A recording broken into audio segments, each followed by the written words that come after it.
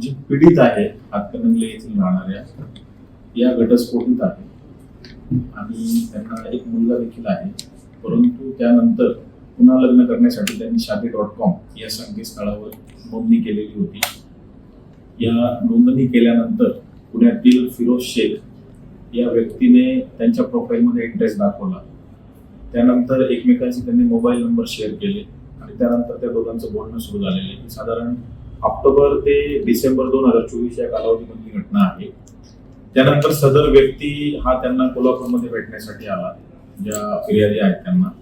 त्यानंतर लग्नाच्या अनुषंगाने माझ्या कुटुंबियांशी आपण बोलणं करावं असं देखील त्यांनी या आरोपीला सांगितलं.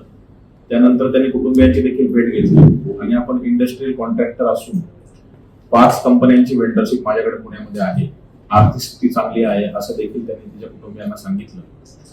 या आरोपीला पीडितेच्या कुटुंबियांनी त्याच्या आई वडिलांबद्दल विचारणा केली असता आई वडिलांचं लोणावळ्याजवळ अपघातामध्ये निधन झालेलं आहे, त्यामुळे सध्या मी घरी एकटाच आहे.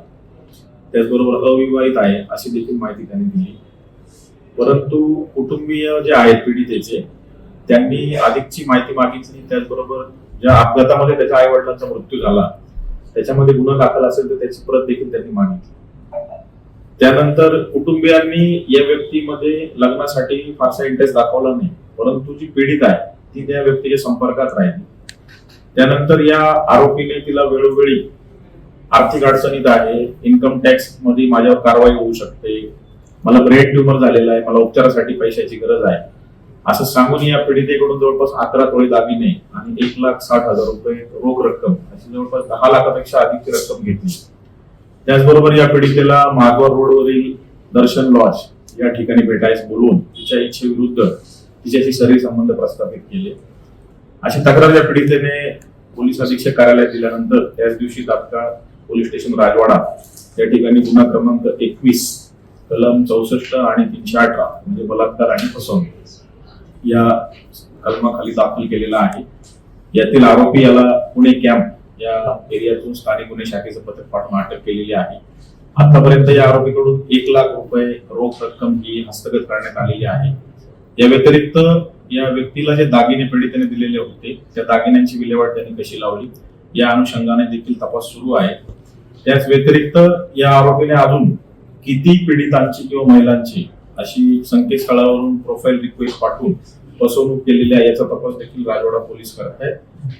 तर लवकरच अजून यांनी इतर किती महिलांची फसवणूक केलेली आहे त्याच्याबाबत देखील अधिकची माहिती सोशल मीडियाच्या माध्यमातून तुम्ही जे अनेक प्रकारे काही महिला आता पूर्वी आपण जर पारंपरिक पद्धतीने बघितलं तर नातेवाईकांमार्फतीने लग्न जमवण्याचे प्रयत्न हे केले जात होते, परंतु या माहिती व तंत्रज्ञानाच्या युगामध्ये आता बऱ्याचशा वेबसाईट संकेतस्थळ उपलब्ध झालेली आहेत. यामध्ये जर आपल्याला परिपूर्ण माहिती आणि खात्रीशीर स्थळ बघायचे असतील तर आपण बघत असाल की त्यामध्ये पेड मेंबरशिप घ्यावी लागते, परंतु बऱ्याच वेळा ती पेड मेंबरशिप न घेता फ्री मध्ये जे प्रोफाईल्स बनवले जातात आणि रिक्वेस्ट मिळवली जाते आणि मग त्यामधून असे फसवणुकीचे प्रकार घडतात. हेच आवाहन करेल की आपण पेड मेंबरशिप घ्यावी त्या संकेतस्थळावर आहे, कारण त्यामध्ये त्याची वैयक्तिक कागदपत्र देखील अपलोड करण्यासाठी या संकेतस्थळावर सांगितलेले असतात आणि बॅकग्राऊंड चेक देखील करणं गरजेचं आहे. त्यामुळे कुठल्याही व्यक्तीवर रिक्वेस्ट आली किंवा तो जो व्यक्ती सांगतोय त्याच्यावर विश्वास न ठेवता परिपूर्ण त्याची खात्री करावी आणि त्यानंतरच मग पुढे जावं हे आवाहन नागरिकांना